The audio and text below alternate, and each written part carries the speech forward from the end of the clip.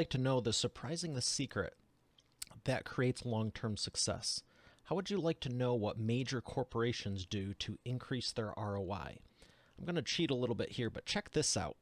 Spoken for Starbucks 35 times, Lockheed Martin 97 times, Pizza Hut 40 times, Allstate Insurance 23 times, Microsoft 40 times, Kaiser Permanente 60 times, and Remax 60 plus times. I am beyond excited to have Brian Biro here, the author of The ROI of Kindness, because he's going to be sharing all of these insights and more right after we thank our sponsor.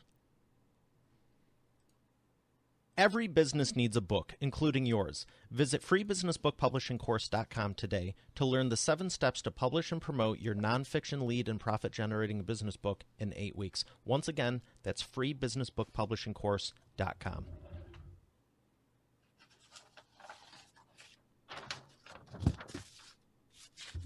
Here he is, ladies and gentlemen, Brian Biro. Brian, how are you feeling today?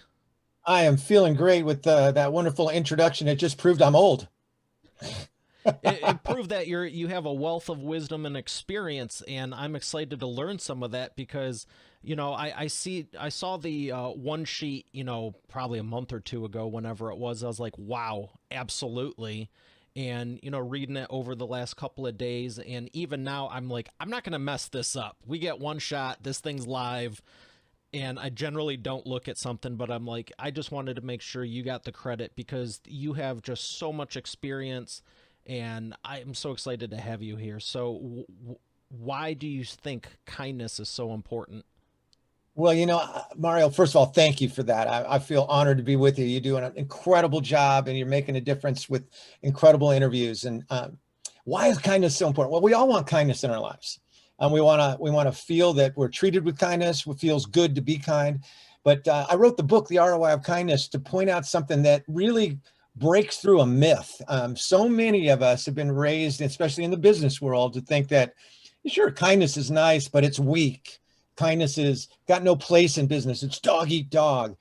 But I wanted to, first of all, research and find the truth. And the truth is that is real old thinking, that kindness not only feels good, kindness rocks. Kindness works all the way to the bottom line. Your return on investment in every way that you can imagine, from reducing turnover to, of course, building up a feeling of loyalty and commitment and inspiration from your team, to the way you interact with customers and clients. So I wanted to really bring out the fact that kindness is not just a nice thing. It is a practical, productive, awesome culture building tool that can change the way that your team functions, changes the flow of your business, and differentiates you in every way. And I also believe we need kindness in our whole world more than I've ever seen in my lifetime, that there's so much separation. My mentor was the greatest coach of all time. His name was John Wooden. And he used to say, we need to be able to disagree without being disagreeable. And that's really at the heart of something that has been building in me. And that's why I had that passion to write this book, and to not only talk about kindness, but to help people understand how you really deliver it. What would you say for an organization that is going, that's just that floofy stuff, and, they're just stuck in that old thinking? Well, let me give you a specific example. In the fast food industry, the quick service food industry, what is the biggest challenge that they face? It's very simple. Anybody who has been around it knows it's turnover. And the average turnover in the quick service food industry per year, average annual turnover is 170%. So essentially you have to turn over your employees twice a year. There are 2 companies in that industry that are known for building a kindness culture. In fact, it's the cornerstone of their entire flow. It's how they are built. It's how they reinforce every day. It's how they train every day. It's in their orientation. Those 2 companies are Chick-fil-A and Starbucks.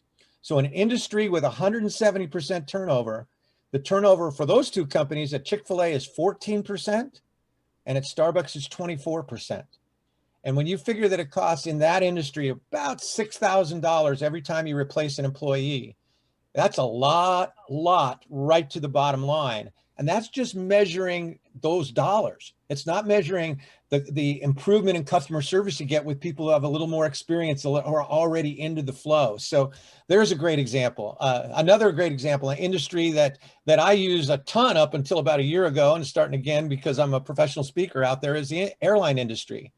Well, what's the company that's synonymous with the combination of kindness and fun? That is the core of their culture. Southwest Airlines. Southwest Airlines, 46 years without ever having a layoff, without ever being unprofitable. They were profitable 46 years in a row. Wow. Their average turnover is less than 3% in an industry that's 30%. And when you consider how much more than 6,000 a person it does to replace someone in that industry, woo, kindness rocks. Absolutely. Those are some killer stats there. It's no longer just floofy or anything. You have like hard data on it. And I had no problem with it to begin with, but I know some people, you nailed it, saying, oh, it's weak, it's this, that, the other thing. It's like, you know, even if you do have the profits, if you have no soul and no one, you know, oh, they're a good business, they're efficient, but people don't want to, I know people don't want to do business with businesses and blank faceless entities. It's a human interaction. And it's and a growing want nice people. They do more than ever. In fact, in the last 5 years, the single component, the single element that is the biggest element of choice. So how do we differentiate? When you think about almost every industry, if we're in that industry, deliver somewhat the same products. We got to differentiate somehow. And it really comes through people.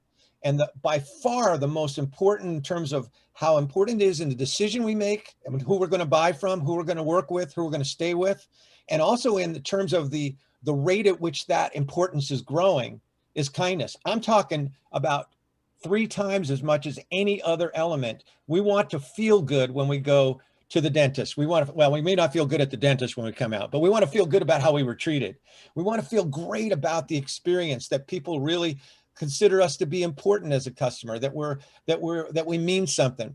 We want to feel, and that's how we build an organically sustainable business. Because ultimately, what we want is organic growth, meaning we don't have to spend billions of dollars to create that growth. That it comes from word of mouth, that it comes from referral, that it comes from people talking about how awesome they felt with you. And I think that every one of the people who turn into your podcast, they think about the companies that they really, really like to patronize, the companies that they talk about, that they go to. I guarantee you somewhere in there is that focus on the way that they're treated with kindness, with a sense of, hey, you make me feel like I matter and I count. I'm not just a number. I'm not just a thing. I'm a human being and somebody that you really want to take care of. You know, you're reminding me a lot of when I was at this leadership event. Horst Schultz, I believe is his name. He was the CEO, or still is, of Ritz-Carlton, and he was talking about, you know, if there's one industry you want to be nice to people in, it's the hotel industry.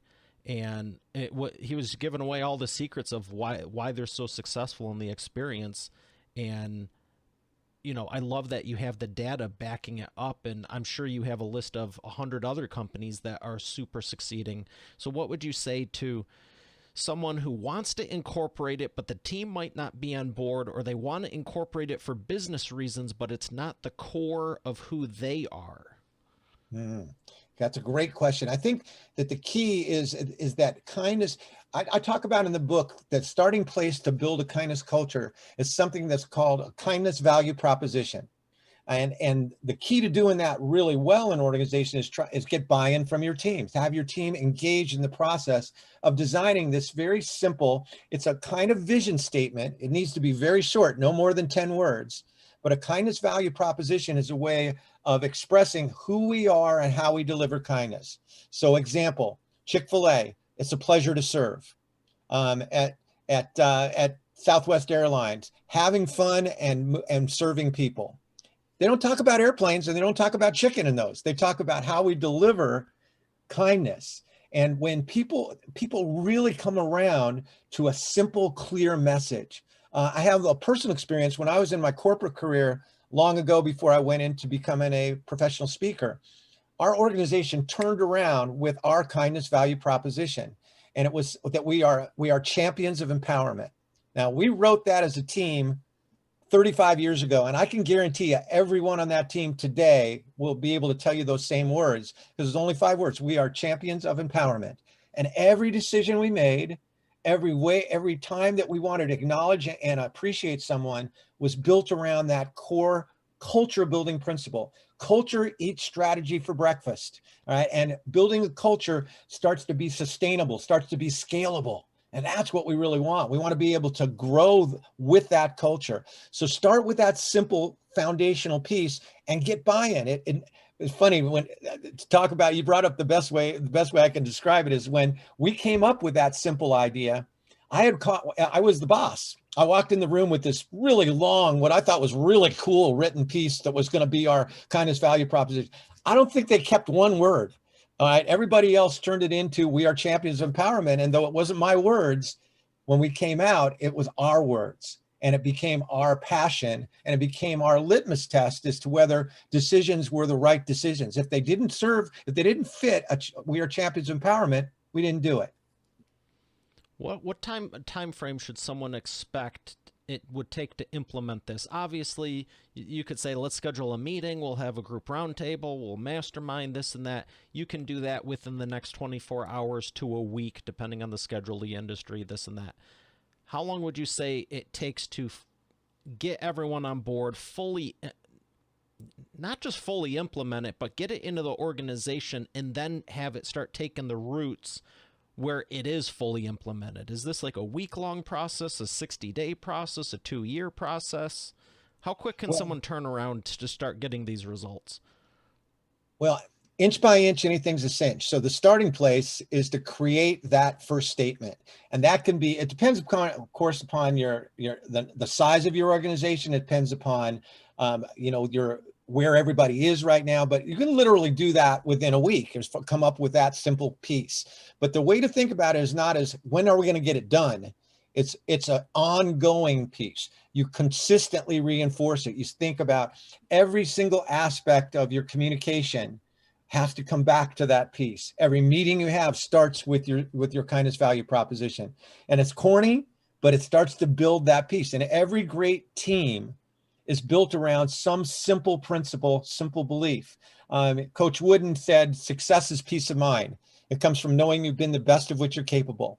He created a simple model called the pyramid of success, but the key wasn't that he did those. The key was that they were always there every single day until it becomes built into your DNA. So it's really important. I love that you asked the question, because we tend to think in terms of tasks and we get it done and then it's done. No, this one is alive. This one is breathing. This is something that you feed every single day. But the initial piece to come up with the kindness value proposition, you can do in a very short period of time, even if you're a huge organization. It just depends on how much feedback and what mechanisms you use to generate that input and feedback to come up with what becomes your model that you run with. So we talked about why you should be doing it and what the benefits are. Obviously, increased profits, loyalty, all these different things. What does it do to the customers when they start having this experience, regardless of the money and the profit margins, because they don't know those? But what would you say it does to the customers and the brand over the life of the company? Well, that's a great question. And that is what happens with kindness is a multiplying kind of impact. Example, there's a wonderful story in Starbucks and Chick-fil-A. They have all these stories, but here's a simple little story. A customer came in probably a couple times a week through Chick-fil-A. One day was in a hurry or was on a phone call while they're picking up their food at the drive-through window and forgot to take their change. It was $2.83. All right. Well, in another organization that doesn't have a kindness value proposition called a pleasure to serve, what happens to that $2.83? It goes into the pocket, it goes back in the till. That's that. It's over. But because of that litmus test, because of that ongoing cultural phenomena called a pleasure to serve, that person who was handing out the food took that money, put the name of the client, because they also, part of kindness is paying attention to who the person is, and learn their name, put it in an envelope, put it in front, made a note to anybody else who was there. Well, a week later, the person comes back in, they get their chicken sandwich, and at the same time say, hey, you forgot your $2.83 last week. Here you go. Now, how do I know that story? Because it's been told 75 trillion times starting with that person who was treated with that extraordinary level. So the impact on the customer is multiplied. I'll give you another example, a personal example. Please do. One of the industries that is right front and center in our world in the last year more than ever is healthcare. And I've done over 60 training events for one of the larger HMOs in the world, Kaiser Permanente. Well, I was brought into one big medical center who had an area in their company that was not living up to their patient care standards. And patient care is everything that Kaiser is about. And they are very meticulous in how they measure it. And you must be at least above 85.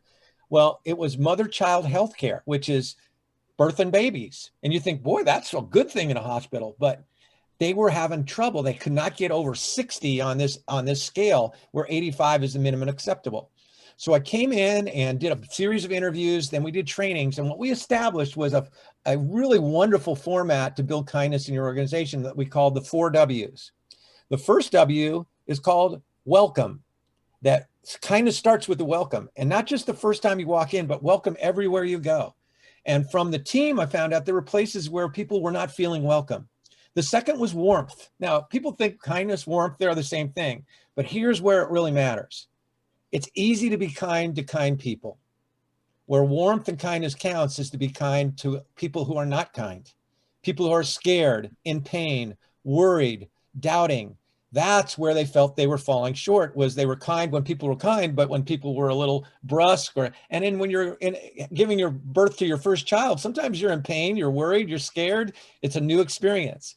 So the second W was warmth. The third was one that is vital in any organization, and it's we, W-E. It doesn't do enough to provide kindness to your customers if you're not providing it to one another. Sooner or later, it's going to come out to the customer as well. And they found that, hey, we do a pretty good job in warmth and welcome to our patients, but we're not that way to each other. We have these silos between night shift, day shift, between the different functional groups within the organization. And when you put those three together, welcome, warmth, and we, and put them in the context of kindness, that fourth W will come, and it's called world class. And after 1 quarter of implementing it, after 2 years of being under 60 on their scores, they were 88. The next quarter, they went to 92, and they've never gone back because they continually focus on these simple 4 W's. That's how effective and simple it can be in a gigantic organization. That's impressive. That's a very significant jump. It's like 20-25%. Huge jump, a huge jump. And then think about the other side of it. Think about how good people feel to be an organization that is creating that kind of word of mouth, that kind of feeling that when you walk in, you feel really a part of something rather than it's just a job. And keeping it going. Absolutely. You said they never fell back. It's one thing to get there, and by all means, for people that have done that, great job. But it's another thing to keep it, no matter what the industry, business, personal. Anyone, I don't want to say, well, yeah, anyone can get there, but it takes a different type of person to maintain it. And it's key. One key principle to make that happen is simplicity. Keep it simple. The KISS principle, keep it simple, superstar, because we tend to complicate things. And when we complicate things, then it starts to get tougher to maintain that focus. All right. So the key there was, it's the 4 W's. And we repeat them and repeat them. Everybody knows them. And so it starts to build, as I say, into the DNA of the organization, to where it's an automatic, it's a habit, it's an absolute natural focus. And that's how we can maintain it. Do you think there's any way they could go from 92 to 3, 4, 5? Is there anyone at 98, 99, or 100, or is it like just the way it's graded? Well, you're talking to the eternal optimist. So is there any way? Absolutely. We can get up there, but I'm with you on that. You raise a key point. There's going to be always somebody who, we all had teachers where we did the best job of our life, and they will give us a B+. And we knew it was an A in any other teacher. So you're going to have some graders who are going to be tougher from the patient care standpoint. But so I think that the key is to keep moving forward, keep setting your sights. If you're at 92, say, hey, it wouldn't take that much to get to 94. And when you're at 94, 96 doesn't look that far away. And 96, 97 doesn't look that far away. That's how you get there. My first career was as a United States swimming coach, and something powerful, a principle called what you focus on is what you create. And Mario, I can't tell you how many times I had athletes who were striving to make a time standard. So the way you qualify for the national championships is you must meet a time standard. You have to swim an event within that time frame. I can't tell you how many times I had athletes hit exactly that time standard, because that's what, and we're talking to the 100th of a second. And it always made me think, what if I would have told them the time standard was a little bit faster? They probably would have hit it, because what we focus on is what we create, whether it's good or whether it's bad. So that's why it's so vital to focus on what you want to create. Wow, that's powerful. I, 1/100th of a second. You never told them. I mean, could you have told them it was 1 second faster than what it really was? Well, that's what I thought. I should have done that, but but they know the standard when it comes to it. But it made me realize how much more we have in us. One of my books is called "There Are No Overachievers," and that was something that John Wooden would say a lot. And what it meant was we have no idea really how much we have inside of us. Every so often, we may approach our potential, and when we do, it's such a remarkable feeling. And so when we set those standards a little bit higher, and we really keep moving those standards forward, we have something in us that can move us towards that new destination, and help us identify things in ourselves we didn't know were there. Yeah, and we're always striving for that. The next point. If you're ambitious enough to go from A to B, you want to go from B to C, C to D. And, something I tell people frequently is don't forget to enjoy the journey, because where you are today is exactly what you were praying for, in my case, 100 episodes ago. Absolutely. Absolutely. And focus on controlling your controllables. This is a big thing in the last year, because that's how you enjoy the journey. When we are controlling our controllables, we feel momentum, we feel confidence, we feel inspired. But when we try to control the things we don't control, how do we feel then? Worried, frustrated, angry, lost. And so all of my work is about focusing on the things we do control. Now, we want great results, but what we need to focus on is what we need to do to get to those results. We focus on what we put in, great things will come out. And so the whole foundation of everything that I teach is about what I call breakthrough leadership, and kindness is a perfect part of this. But it's about the first controllable is to shape your future, and that's about vision. That if you're focusing on what you don't want, you're going to get it, because what you focus on is what you create. All right. If you focus on what you do want, that's like setting that time standard. I'm going to get there. I'm going to get to that over 85. The second is to energize and engage your team. One thing that happens in an environment that feels a lot of kindness is energy starts to rise. And here's an incredibly important, simple principle. To our children, to our customers, to anyone that we care about having a major positive impact on our life, our energy is our example. Our energy is our example. People won't remember that much of what you say, no matter how well you say it. And they'll never forget your energy. All right? The energy is speaking much louder than words. And so energy is a controllable, and through the way that we move and our focus on purpose, that's how we can elevate our energy. And the third controllable is to build people, build teams, and build relationships. Mario, every person who watches your podcast, no matter what industry they're in the same fundamental business. It's called the people business. It's the relationships you build. It's how you grow. It's how you adapt. It's how you change. It's the way you help others do the same. That's going to determine not only the success of your business, but as you say, the joy, the fun, the inspiration you have along the way. This is some great insight, and I want to ask you like 551 more questions, but I want to go back first and talk about that energy, because whether you're in a room with someone, on the phone, on video, whatever the case is, how do you think people sense that energy? I'm glad you talked about the importance, but if you can't see someone, if you're even on the phone, it's easy to tell when you're in a room with someone and you're near them. You can tell, but how do you pick it up on the phone? How do you pick it up on through video? Why do you think it permeates through all these different mediums regardless? And where does it start with? Well, that's again, you have some beautiful and very, very insightful questions. The Thank Banner you. study on communication was done at UCLA many years ago, and it looked at the three elements in our human communication. There's body language, so that's what we're saying without words. It's tonality, so that's not what we say, but how we say it. And then there's finally the third element is words. And so this study was set to ascertain what is the relative importance of each of those in what actually communicates. Well, 55% of communication is body language. 38% is not what we say, but how we say it, is tonality. Words are only 7%. Now, you raise the point, well, what about over the phone when they can't see? Of course, now we see each other even on the phone. But the truth is, you can read somebody's body language without seeing it because it's coming through their tonality. You can feel when somebody's really energized. So the first understanding is that communication, that's like when we travel to a foreign country and we don't speak a language, we still can communicate through our body language and even our tonality. We'll get there. The second key is to be fully present.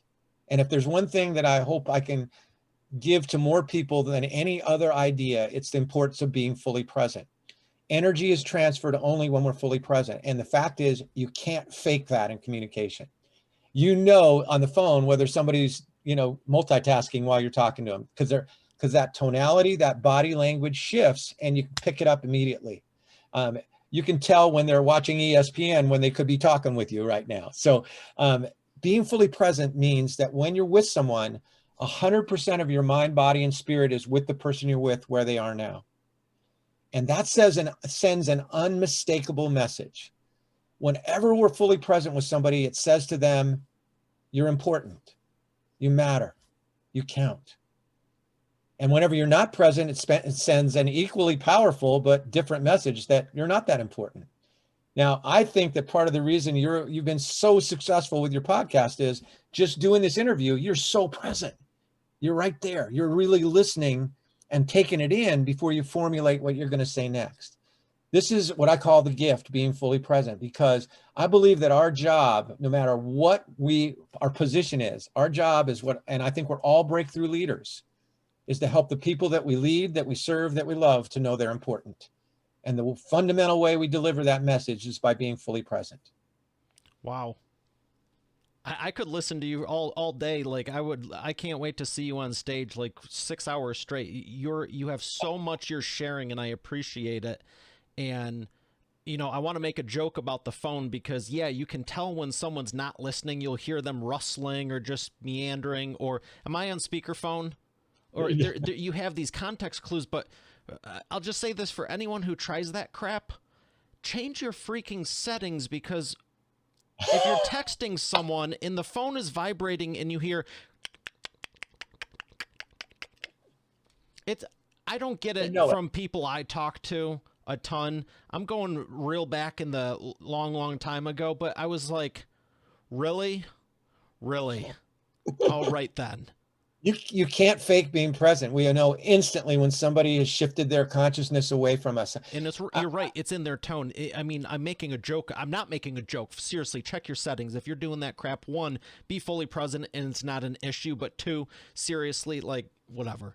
But you can hear in the tonality shift and the focus. You don't need all these other things. It just makes it very easy to tell. Mario, I'd love to share a really quick story about how to move this from your head to your heart. The greatest gift I've ever been given was given to my 2 daughters when they were 8 and 3 years old. And at that time, my speaking career had taken off. I was consulting for a company that was growing very fast as well. So I was on the road about 24 days a month. And we actually moved from the big city of Seattle to a little town in Western Montana so that I would be a more fully present dad. That when I was home, I would work out in my home. I would be there to get them ready for school. I'd be there after school to take them to dance, help them with homework. We'd have family dinners, tuck them in at night. But sometimes we know what to do, but we don't do what we know. And at that time, almost all of business was done on the phone. We didn't have much email. We had no social media, no text or anything. So I would go in my office. Yeah, I would go in my office at 4:40 in the morning, and long story short, I missed all those beautiful moments. And one night when I could have been tucking in my daughters and reading them a story and being present. Instead, I was reaching for my phone in my office and about to take care of a whole bunch of voicemails. And my daughters walked in, crawled up in my lap, looked me in the eye, 8 and 3, and changed my life. And they grabbed my heart and they shook it. And they said, Daddy, we just want to know before we go to sleep tonight, do you love your phone more than you love us? I felt the blade go in deep, Mario. You know, Emerson said, what you do screams so loudly, I really can't hear a word you're saying. And I was living my life as if my phone was a higher priority than my daughters. Well, I will tell you, I tucked them in that night. And I never missed another night when I was home. The next morning, I got them ready for school. And I never missed another morning when I was home. And my wife was like the happiest person in the world because she's not a morning girl, right? And she had been carrying the load of presents. That day, I made a significant shift. Good for you. And then I said, from that day forward, I would never do more than 7 events a month, no matter what you pay me. And so from that day forward, my goal in life became to be more fully present. I never missed one of their dance performances. I never missed one of their school events. But here's the part. I thought I was doing it for them. Every dimension of our life, professionally, health-wise, everything elevated with that simple decision to be more fully present. Because you don't get less done being present, you get more done.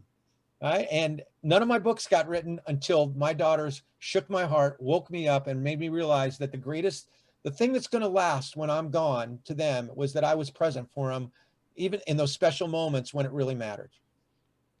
Good for you. Yeah, that's what they're going to remember. That's for sure. I was just I had Garland Vance on a recent episode, and he actually was a director for Chick-fil-A for 15 plus years, and we had a great conversation. And I'm seeing a pattern here because we were talking about, you know, when people remember at the end of their life. And I love what you said about, you know, no matter how much you pay me, because the reality is you can do 35 events a month, or you could do 7 and get paid 5 times as much.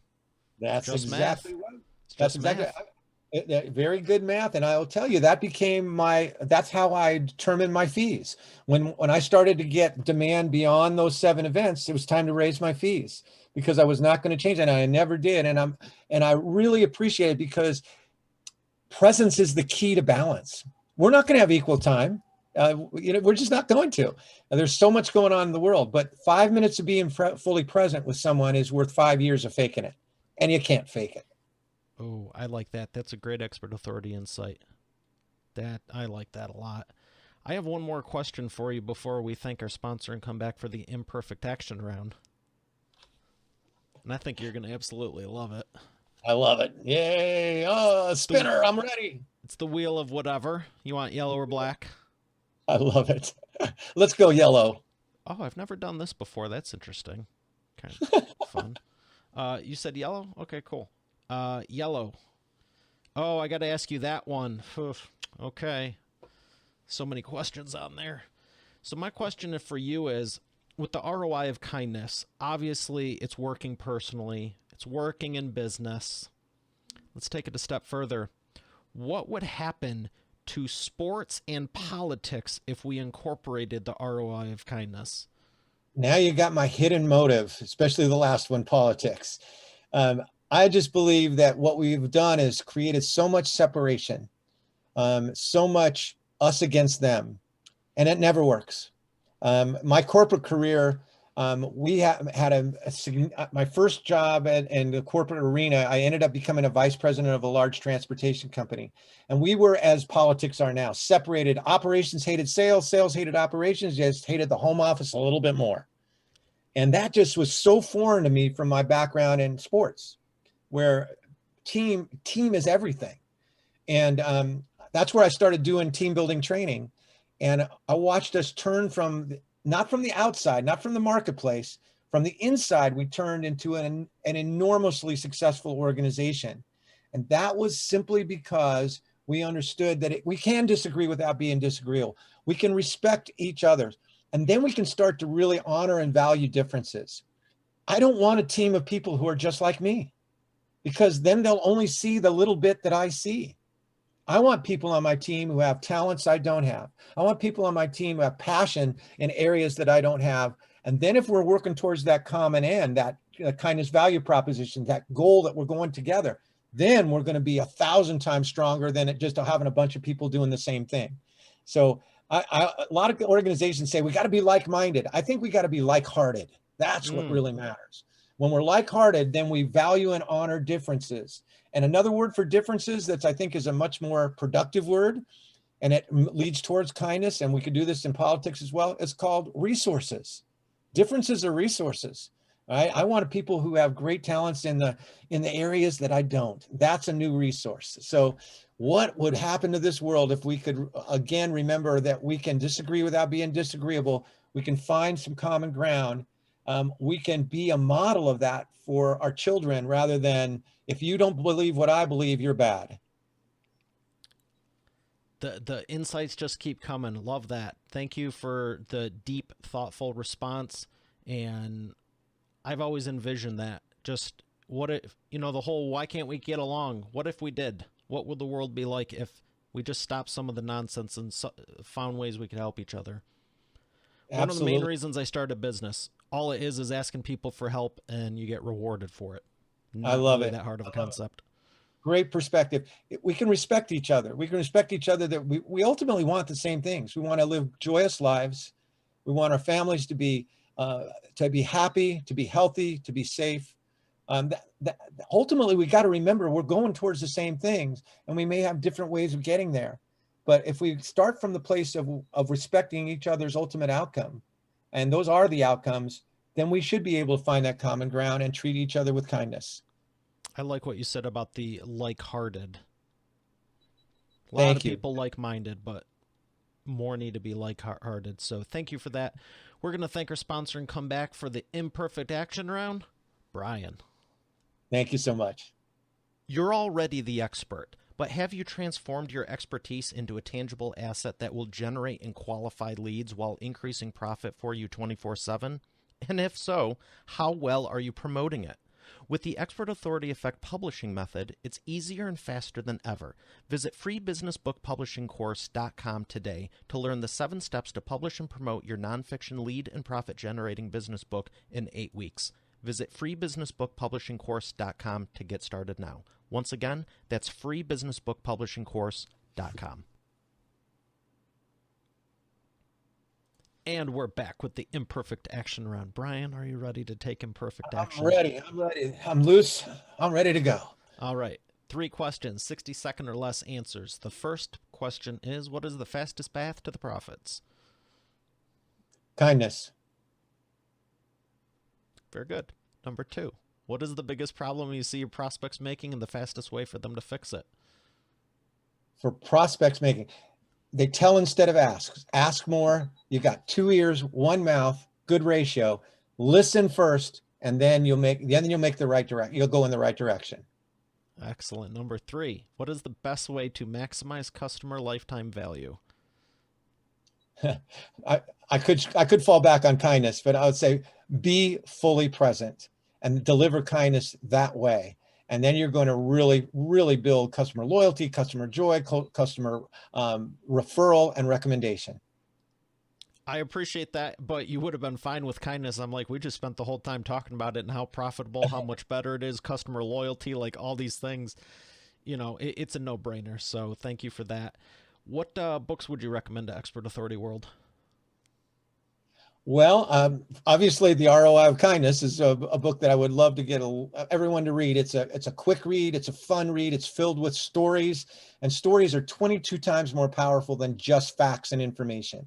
So stories are a way we take things from the head to the heart. I love to help keep alive the principles I learned from John Wooden. My first book was called Beyond Success, and it's built around what he called the pyramid of success. And if there's a book that I didn't write that I encourage people to read because I think it can change your life, it's called Man's Search for Meaning.